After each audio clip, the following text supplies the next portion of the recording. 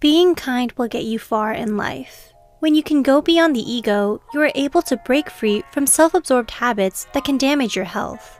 But swing on the other side to extremes, and too much kindness can just be destructive. Family and marriage therapist Darlene Lancer says that people-pleasing habits start from your childhood.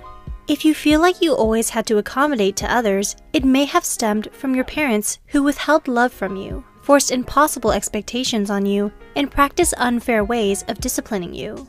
Does this sound like you? Here are 5 signs you are a people pleaser. 1. You agree with others because you're afraid of conflict. Do you have different political beliefs from your friends that you keep to yourself, or go along with the family tradition even though you hate it? If you agree with others just for the sake of making others feel happy, consequently, you run the risk of making yourself feel uncomfortable. You might end up losing friends when you state your honest opinions or get into domestic quarrels, but this can be beneficial in the long run. You can find out who your true friends are by showing your real self and take an active part in decision-making with your family. Remember, being passive easily results in dissatisfaction when your thoughts aren't being heard, but practicing self-expression helps you feel more self-assured about your values and ideals. 2. Saying no is a challenge for you. Are you constantly busy because you're always taking on more than enough projects? Pause for a second and ask yourself, when was the last time you allowed yourself a good break? It's great helping someone reach their goals and show people you are a reliable worker, friend, and colleague. But your dreams, goals, and health matter too. It doesn't make you a bad person if you want to cancel plans over the weekend or make time to get your own work done first. 3. When you help others out, you feel more resentful than fulfilled. Research shows that practicing compassion can give you a sense of purpose and make you feel more connected to your community. But when you do it to a point where it burns you out, you might want to retreat for a bit and reflect on what's not working. Psychotherapist Sharon Martin advises you to pay attention to whether you are doing things out of true desire or because you feel obligated. 4. You're incredibly hard on yourself.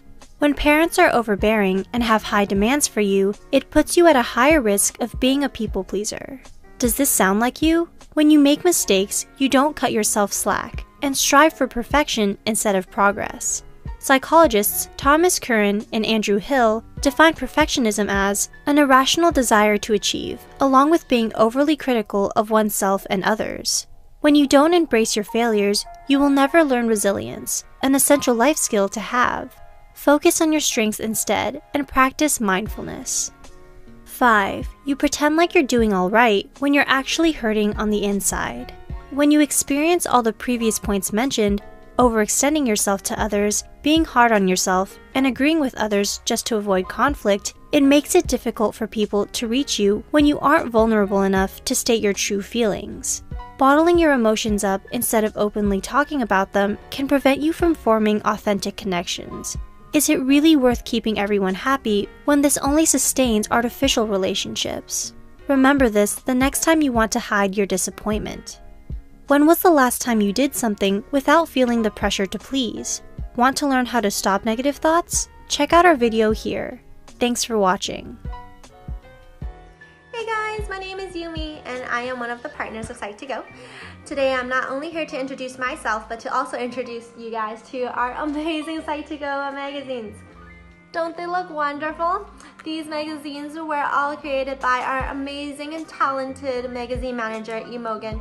She put all her time and hard work just to create this for you guys, so everyone can have a little piece of Psych2Go wherever you guys are. So we are going to do a little giveaway right now. So we're going to pick 3 winners. There's no deadline to this at all. And all you gotta do is 3 little things, okay? Number 1 is to follow and subscribe to our YouTube channel if you haven't done so already. Number 2 is either take a picture of, this picture right here, a screenshot, or any picture of Psych2Go and hashtag Psych2Go on your social media, Instagram, Facebook, Tumblr, whatever it is. And number 3, we're gonna have a link down below of a really short questionnaire for us to connect with you and get to know you guys a little bit more, okay? But that's about it. We want to thank you for all your support through our amazing psychology company, and we wouldn't be here without you guys. So thank you, and thanks for tuning in. Bye!